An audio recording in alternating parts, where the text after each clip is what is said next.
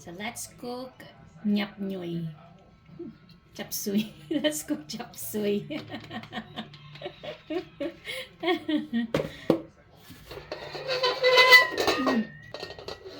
Saute ng garlic and onion.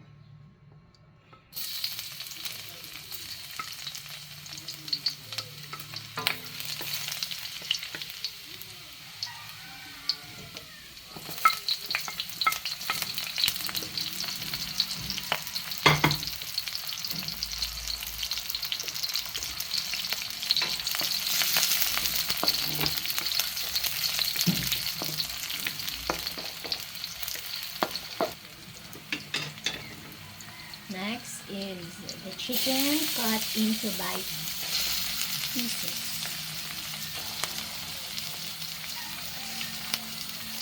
Chicken breast yan.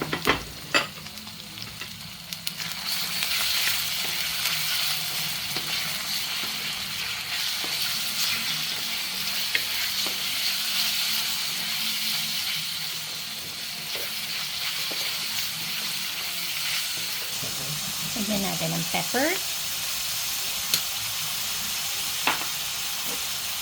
and salt to taste.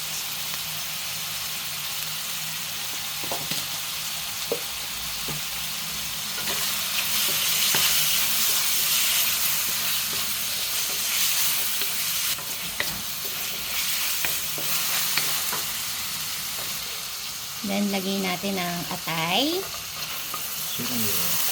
or chicken liver.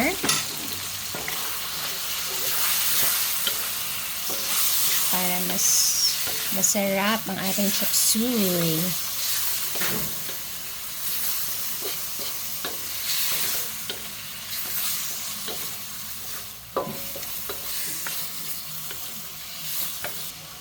And maglagay rin tayo ng hipon. Wow!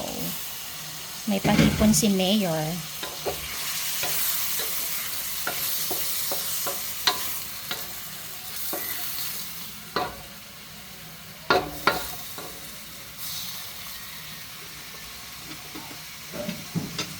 Next is maglalagay tayo ng konting oyster sauce. Dahil paubos na din siya, kaya konti lang. Then, maglagay din tayo ng Knorr seasonings. Konti lang. And let's mix para mag-incorporate yung mga nilagay nating ingredients. Then, lagay na natin yung sayote. Broccoli. Tapos, next naman is yung tangkay ng broccoli.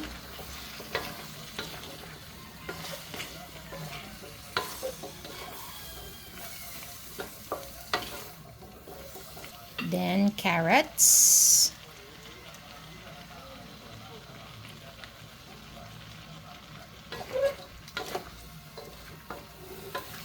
So, let's mix it well para maglasa yung mga veggies. Let's put 1 cup of water.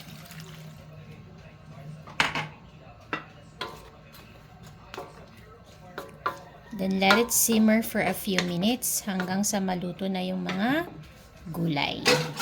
And, takpan natin. Let's wait for a few minutes. So, ayan, kumukulo na. And, next nating ilalagay ay ang string beans. Na-blanch na yan ah. Yes, na-blanch na yung string beans and yung broccoli. Unahin ko na ito kasi na-blanch na yung broccoli. Okay, next is yung cabbage.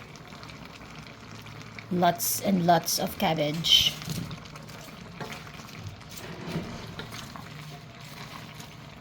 Veggie overload.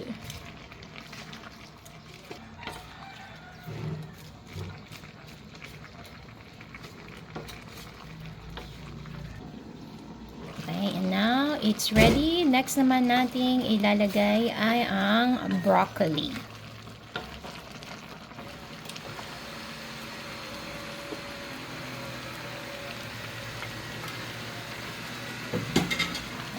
So, haluin nating maigi para mag-incorporate yung mga ingredients na nilagay.